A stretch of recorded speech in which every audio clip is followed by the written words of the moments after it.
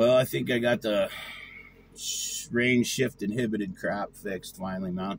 That's been going on for like 6-7 weeks now. I'll try to be quick about this because I know when I was researching stuff, trying to figure it out, I didn't want to watch 20-30 minute clips. I was just trying to suck up as much info and input as I could. But so I'd be driving along and it'd just electronically kick into neutral. Your gear shifter's in drive still. It'd say range shift inhibited. Most of the time it did it at slower speeds. 98% of the time I was 45 miles an hour slower.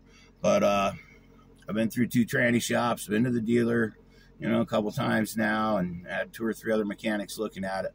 Though one of the first things I found was on top of the kick it into neutral, it started not wanting to upshift. And that was when I found that wiring harness that comes out of these Allison transmissions and then plugs into your harness socket there. That was full of fluid. It started leaking. So I blew that out, squirted it out with some carb cleaner, and then blew it out with air.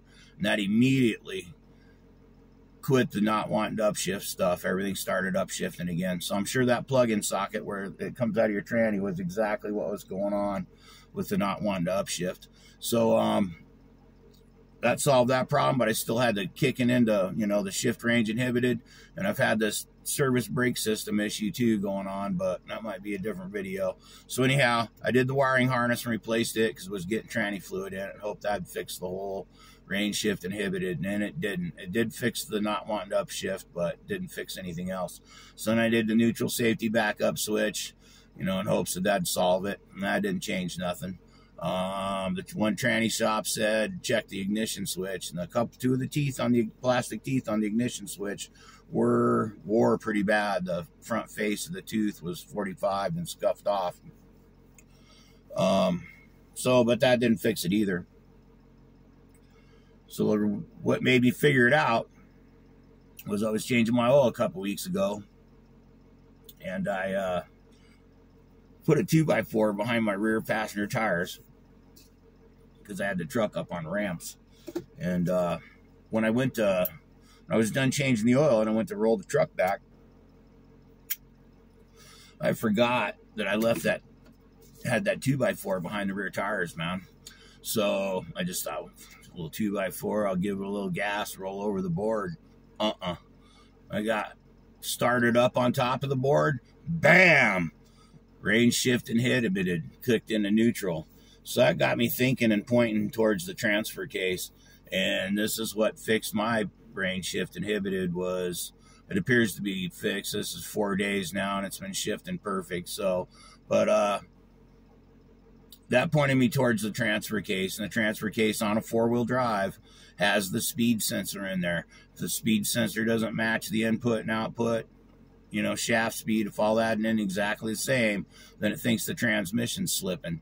So that's what I did this last Thursday Eve. I went ahead and put that new high-speed sensor in the transfer case. Truck shifts like it's did 90,000 miles ago when I got it a couple years ago. It's shifting perfect now. So anyhow, hopefully that'll help some other people out. I'm sure that's not everybody's problem. I found all kinds of stuff online from one end of the truck to the other end, supposedly fixing somebody's problem on the range shift inhibited. But the high-speed sensor in the transfer case, it was like $48. That seems to have fixed my ordeal here after 6-7 weeks and 2 tranny shops and the dealer and several other mechanics. Nobody could figure it out. So just passing that on for anybody else. If you're struggling, that's one of the cheapest parts in there too. My neighbor talked me into a TCM. Got to be the TCM. You've done everything else. Well, nobody could read the TCM.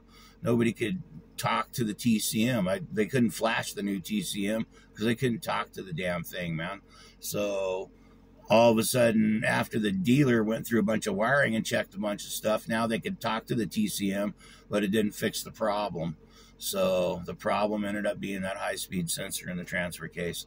So anyhow, I'll quit rambling, man. If you're struggling, you're fighting that range shift inhibited shit, check that, man, for $50. You can't beat that, man. And it literally took maybe 3 minutes to put in by myself. So all you need is a wrench or a socket and throw it right in. So 3/4 inch wrench. But anyhow, hopefully that'll help some other people and solve, help them on some headaches. So everybody be safe, man.